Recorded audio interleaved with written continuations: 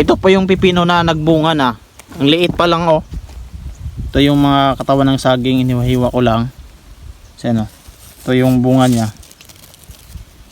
Focus lang. Yan oh, kita nyo yan.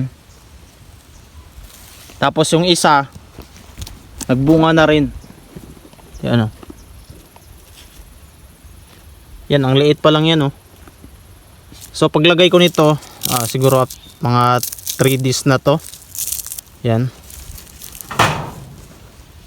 Hanggang doon nilagyan ko ng katawan ng saging na hinihiwa ko lang. May ipakita ako sa inyo. Inunti-unti ko lang kasi dito muna ako naglinis.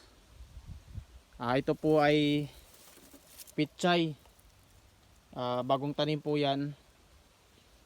Nalanta po kasi mainit. Kasi ganyan talaga pag bagong tanim.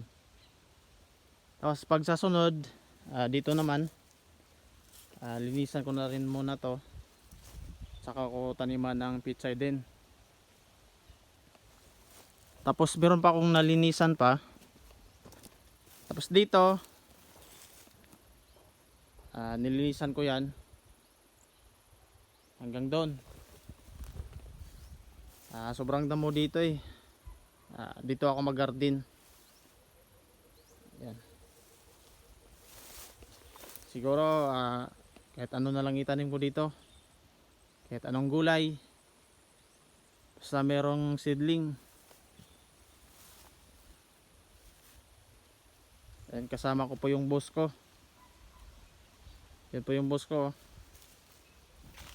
Isa po yung kasama ko sa paglinis, magtanim. Dati ako lang mag-isa magtanim dito. Ngayon may kasama na ako. Binigyan ako ni Lord ng kasama sa aking pag-garden. Abangan nyo po yung pag-garden ko. At pagbagbunga na po yung mga pananim kong pipino, abangan nyo rin pag magbenta ako. Sana hindi kayo magsawa sa aking video. At huwag nyo kalimutang mag-subscribe. Yun lang. Happy New Year!